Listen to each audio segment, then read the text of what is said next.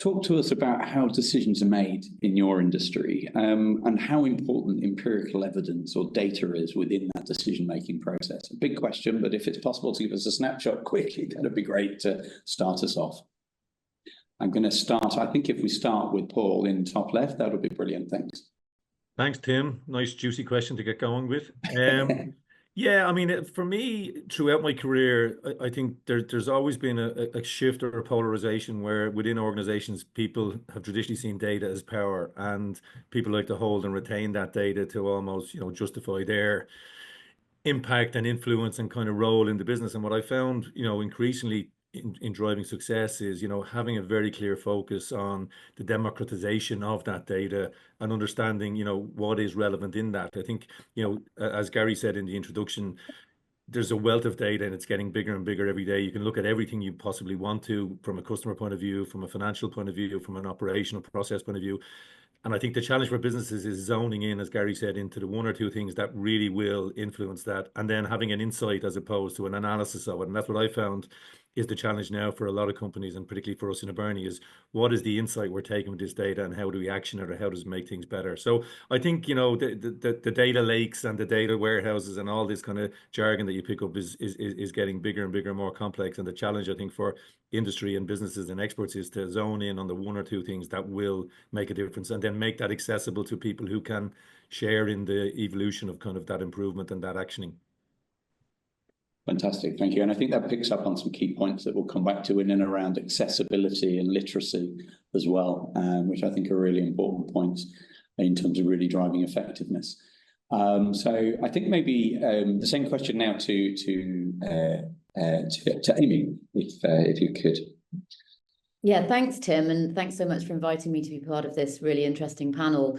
I started my career in the research space, where empiricism and data was absolutely kind of the bedrock of everything that I did. And I feel like that foundational experience has informed everything that I've done through my career, which has been really interesting. The sort of the last 20 years, we've talked about data an awful lot, and it's only in the last couple of years that actually the true power of data is revealing itself, with new operating platforms arising as a result of some of the things we've seen around AI. So it's an incredibly interesting time to be having this conversation.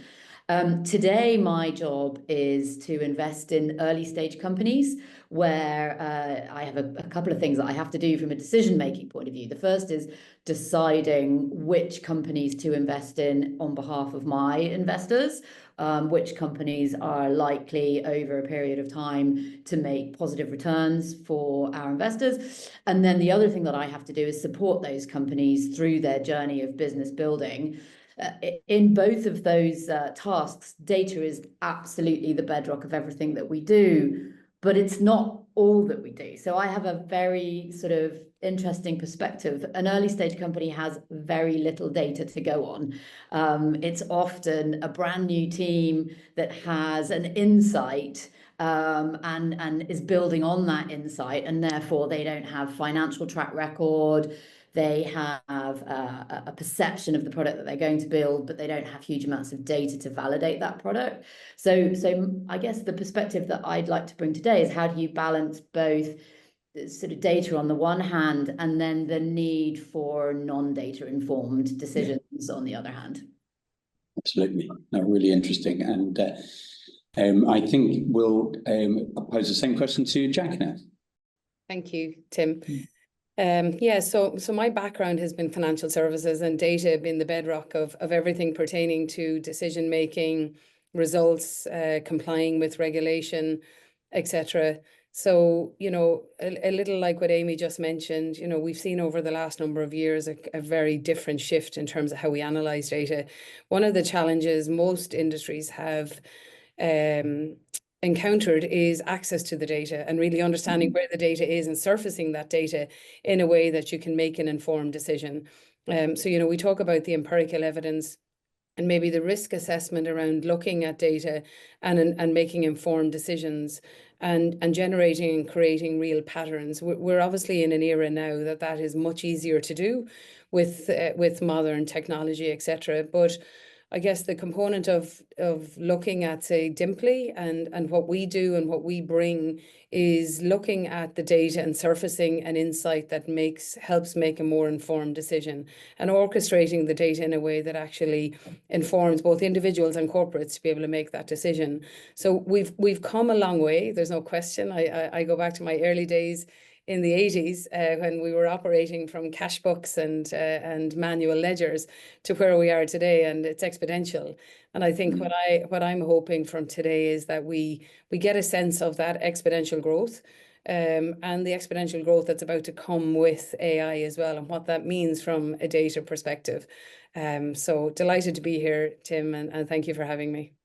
Fantastic, and thank you very much for that. And again, it picks up on the theme of accessibility, surfacing insight in terms of supporting decision making.